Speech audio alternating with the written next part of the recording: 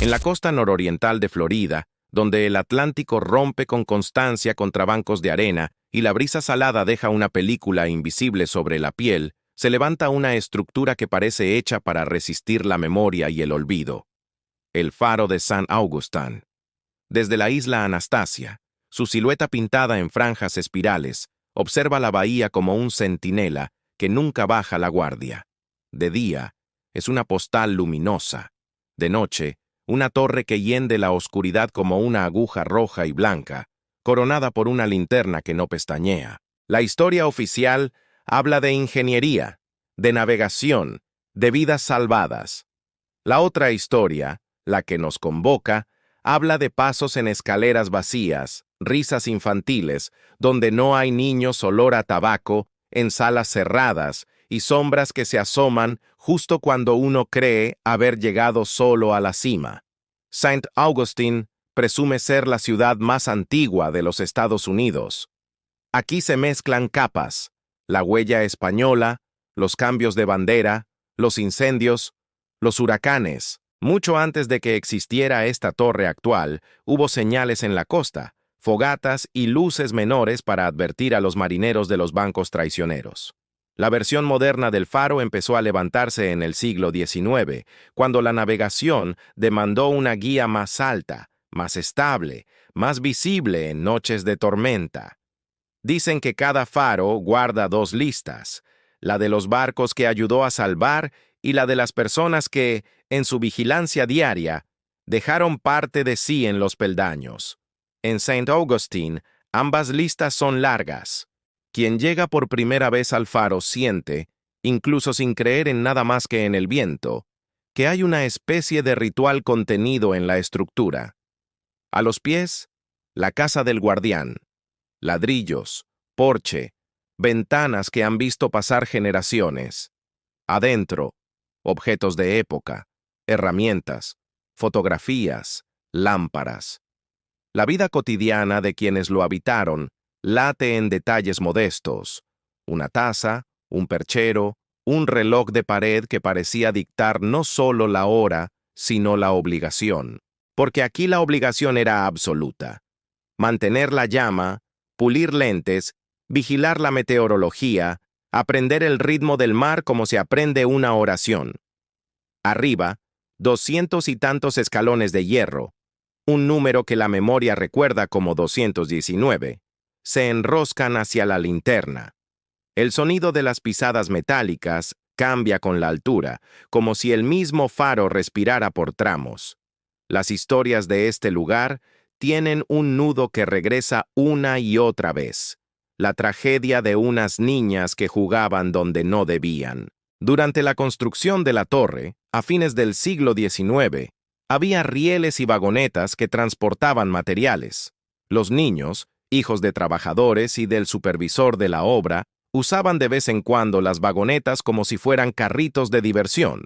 Un día, según la tradición oral, la vagoneta ganó demasiada velocidad, alcanzó el borde y cayó al agua. Varias niñas cayeron con ella, solo algunas salieron. Otros nombres se apagaron con el golpe del mar contra el hierro. Es un relato que duele porque involucra el juego, la risa interrumpida, la culpa sin destinatario claro. Desde entonces, dicen, se escuchan pasos menudos en la escalera, susurros de voces pequeñas, y a veces una risa aguda que atraviesa el aire como una aguja fría. Hay noches en que un juguete, una pelota, una muñeca, parece moverse unos centímetros, como si alguien del tamaño exacto de esa tragedia necesitara volver a jugar. La otra figura recurrente es la del guardián que se quedó a mitad de un trabajo que nunca se termina. Varios nombres aparecen en los archivos, hombres y familias que ascendían y descendían los escalones con disciplina de monje. Uno de ellos se asoma con un rasgo que los guías señalan con media sonrisa nerviosa: el olor persistente a cigarro en sitios donde nadie fuma.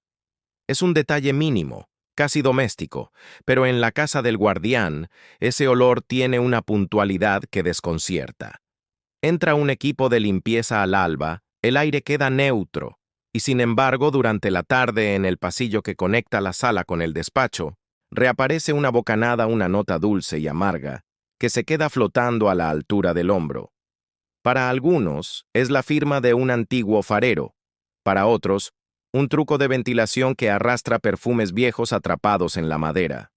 Una vez más, dos puertas para el mismo dato. La escalera del faro es de esas que imprimen su diseño en la memoria muscular. Peldaños estrechos, baranda fría. Quien sube de noche, en visitas especiales, suele detenerse un momento en cada descanso, a recuperar el aliento y a calculárselo al silencio. Se dice que en el segundo o tercer descanso, según la dirección del viento y la humedad, se escucha un golpe suave, como si alguien hubiera soltado una bola de cristal en el escalón de arriba. No hay nada, pero el oído, que no tolera el vacío, le pone peso a ese golpe. En el siguiente tramo, la linterna de un visitante titubea, y el metal parece absorber la luz. Esta misma escena, repetida con variantes por décadas, alimenta la reputación de la torre. Allí, donde la racionalidad hace inventario, la atmósfera yuxtapone detalles en una composición que invita a sospechar.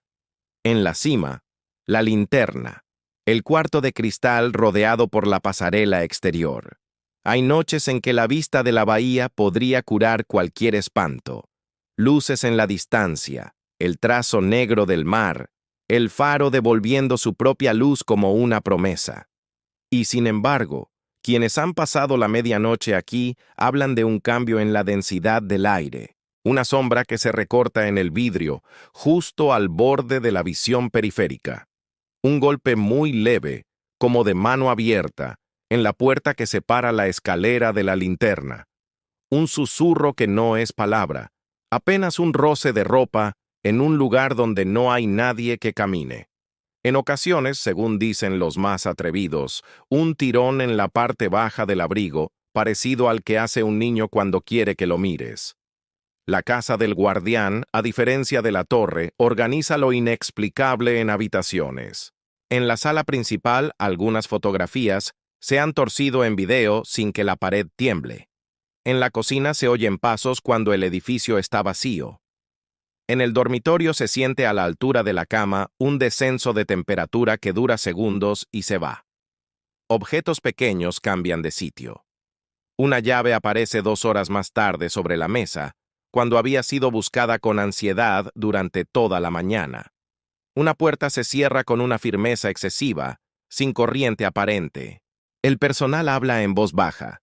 Aprendieron a convivir con el rumor del faro del mismo modo en que uno convive con los crujidos de una casa antigua, pero hay relatos que dejan una vibración diferente en la lengua.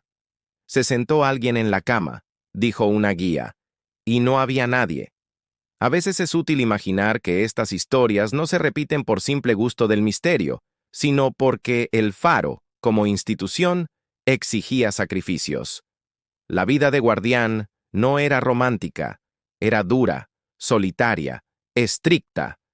En tiempos de tormenta se subía y bajaba sin descanso, se acechaba la llama, se pulían lentes, se anotaba cada detalle del clima, se atendían señales, naufragios, pedidos de auxilio. Un error podía costar vidas, y una distracción podía costar la propia. El hierro de esas escaleras está cargado de hábito, y el hábito, con los años, se vuelve memoria. ¿Puede la memoria convertirse en fenómeno? Los investigadores lo plantean sin pudor. Lugares donde ocurrió dolor, riesgo extremo o muerte, sea accidental o por enfermedad, registran de algún modo ese exceso. No necesariamente como fantasmas con intenciones, sino como una especie de eco ambiental que a veces se traduce en sensaciones físicas: frío, presión, olor, variaciones sutiles de luz. No todo, sin embargo, cae del lado de lo invisible. Los escépticos tienen su propio guión. En estructuras altas y viejas, las diferencias de temperatura por capas de aire generan corrientes que mueven puertas y provocan ruidos secos. Los peldaños de hierro, huecos, resuenan con vibraciones mínimas. La humedad de la costa altera el comportamiento de las baterías. El salitre engaña el olfato. La sugestión especialmente cuando se sabe la historia de las niñas, hace el resto. Hay explicaciones para cada detalle, pero las explicaciones, como las linternas, iluminan a tramos. Entre tramo y tramo, el faro se permite un segundo de oscuridad, y es en esos segundos donde crecen las preguntas que vuelven a atraer visitantes cada año. Varios equipos han traído grabadoras, cámaras térmicas, detectores, se han registrado voces tenues, palabras sueltas, una risa, en cuartos vacíos. En la escalera, un hola, casi infantil que aparece en un archivo al que nadie recuerda haber aportado un sonido. En la pasarela exterior, una sombra recortada en contra del vidrio que no coincide con la posición de ningún miembro del equipo. Nada de esto, dicen los propios investigadores honestos, sirve como prueba irrefutable. El faro no está obligado a probar nada. Pero lo que se acumula, en discos duros y libretas, es un patrón de rarezas que insiste. Y en el oficio de la insistencia, los lugares con reputación de embrujados obtienen su fama sin pedirla. Intentemos caminar el faro con el cuerpo de quien no ha dormido bien. Entras por la casa del guardián. La madera responde con crujidos amplios. Parece que el edificio hablara en un idioma que es mitad arquitectura, mitad mar. Dejas correr la mano por un pasamanos liso, pulido por cientos de manos. Te preguntas cuántas de ellas fueron de personas que ya no están. La guía cuenta la historia de las niñas, de la vagoneta, de la caída. Dice que a veces, en el descanso de la segunda vuelta de la escalera, se escucha algo parecido a una carcajada corta. Tú asientes con cortesía. Subes. En el primer descanso, puesto frente a una ventana angosta, ves la copa de un árbol moverse como si estuviera respirando. Subes de nuevo. Al llegar al segundo descanso, sientes el aire un poco más frío. Nada más. Y sin embargo tu piel se pone de punta. No por lo que oyes, sino porque el silencio tiene un peso específico que no se parece a ningún otro silencio. Y eso, sin que ocurra ninguna maravilla, ya es una experiencia. En ocasiones, los guías apagan las luces de un cuarto durante unos segundos para dejar oír la casa.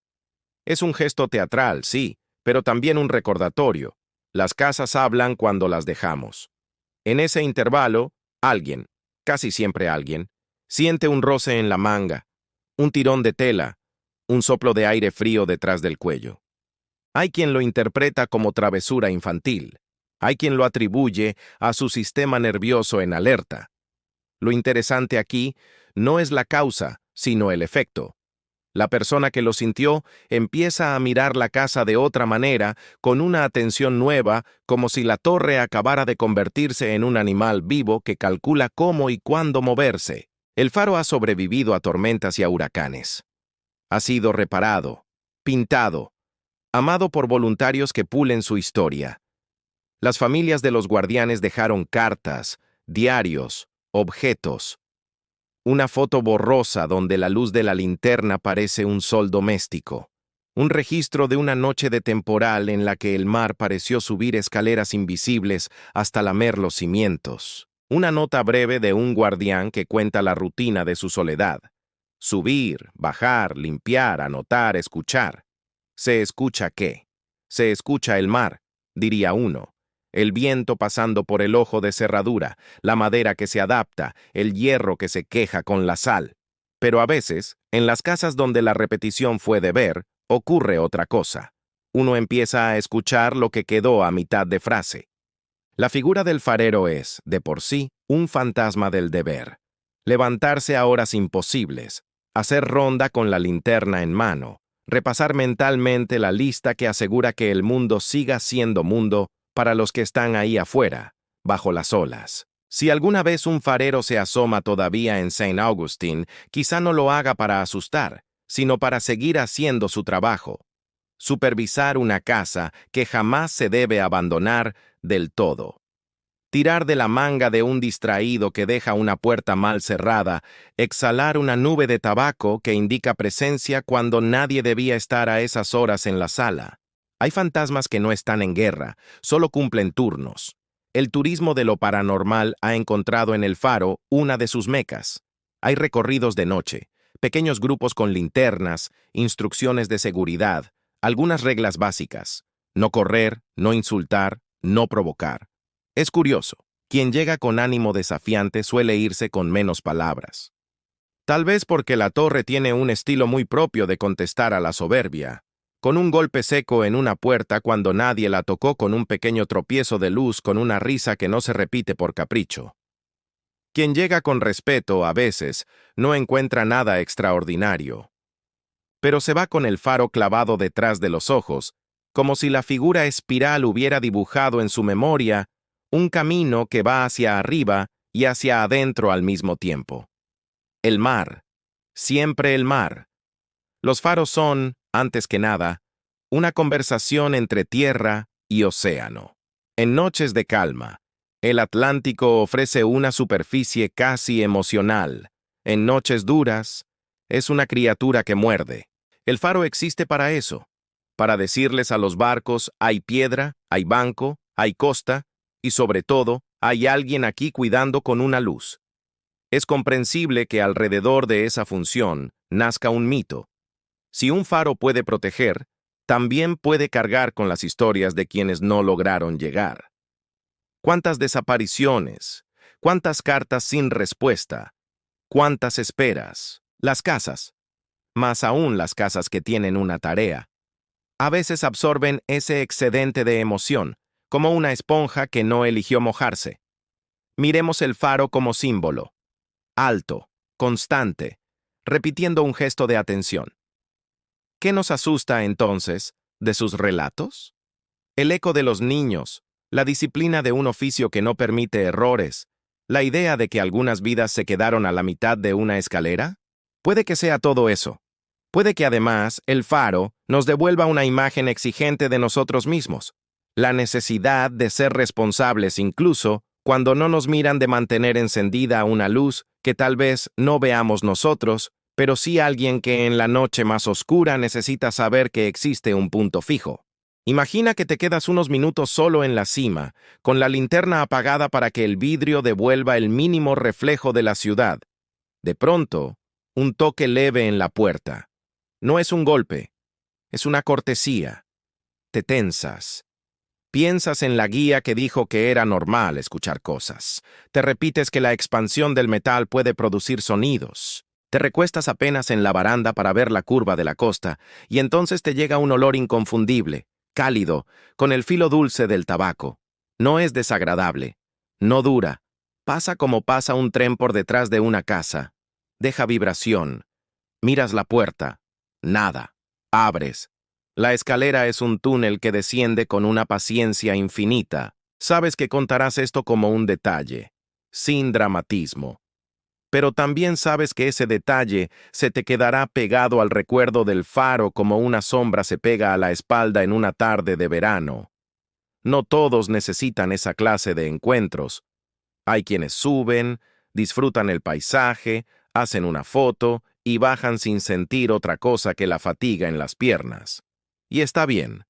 Los lugares no están obligados a manifestarse para justificar su mito.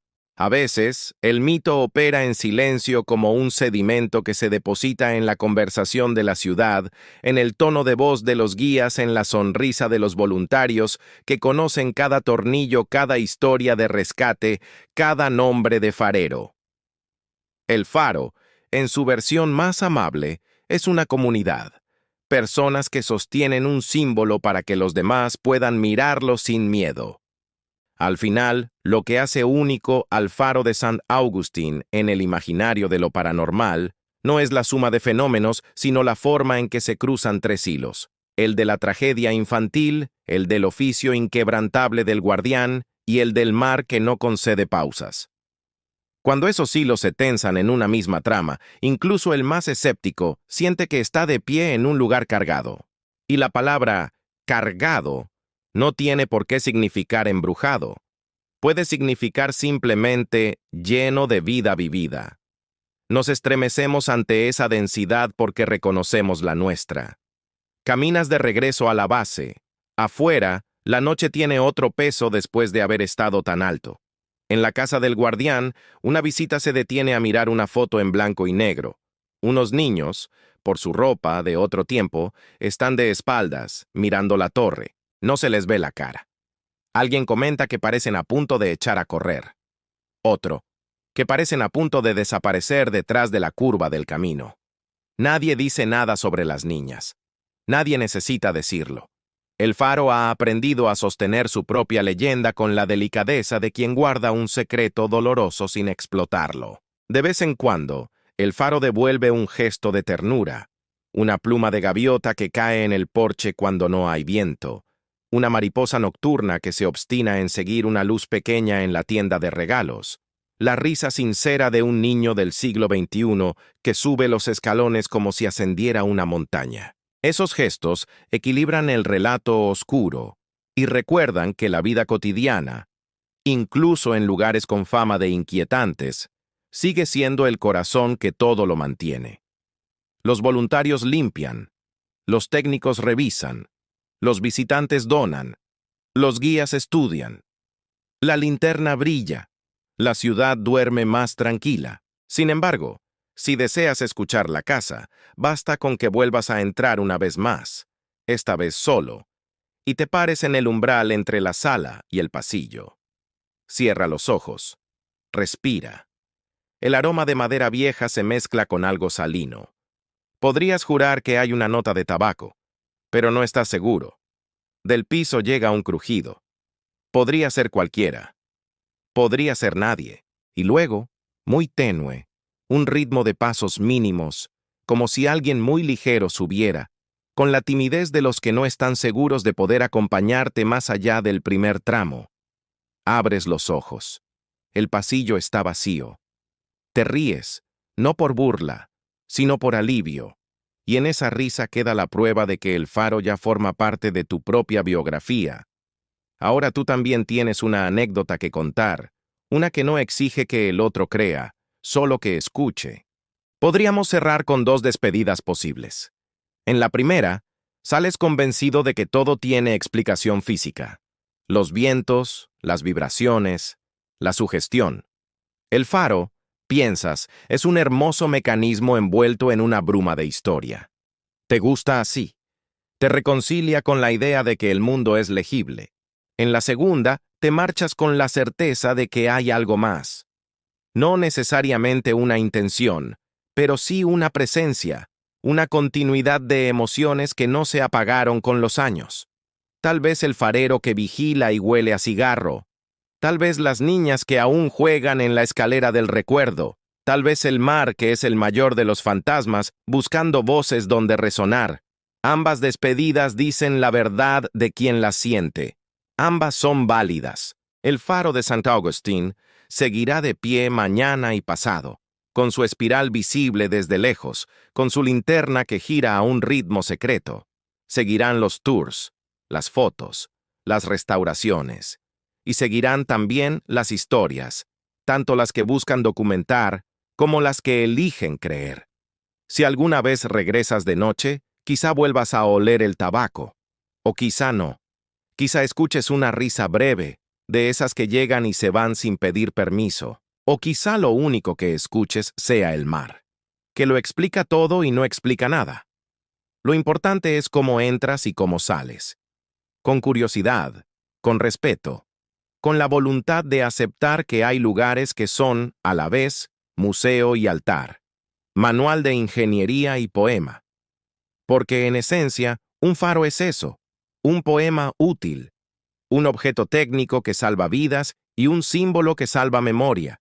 En St. Augustine, esa memoria incluye el trabajo sin gloria de los fareros, la alegría infantil interrumpida y el rumor del océano que no cesa. Si decides contar esta historia, hazlo con una voz que no levante el volumen para esconder el vacío, sino que sepa guardar silencio cuando el faro habla solo. Hay más sabiduría en esos segundos oscuros que en cualquier grito, y puede que, gracias a esa prudencia, cuando alguien te pregunte si de verdad aquí pasan cosas, encuentres la respuesta exacta. Pasan cosas. Y a veces, con o sin fantasmas, el misterio nos enseña a mirar mejor. Al salir, una última mirada hacia arriba. La linterna gira. La espiral parece moverse en la noche, aunque sea un engaño de ojos cansados. Te ajustas la chaqueta. Desciendes los escalones que te devuelven al mundo llano. Le das la espalda al faro y te lleva sin anunciarlo la misma luz que guía barcos en la oscuridad. Una claridad que no pertenece solo a la torre, sino también a quienes arriba o abajo, vivos o recordados, entienden que la tarea no es vencer la sombra del todo, sino insistir con la luz lo suficiente como para que otros se encuentren el camino.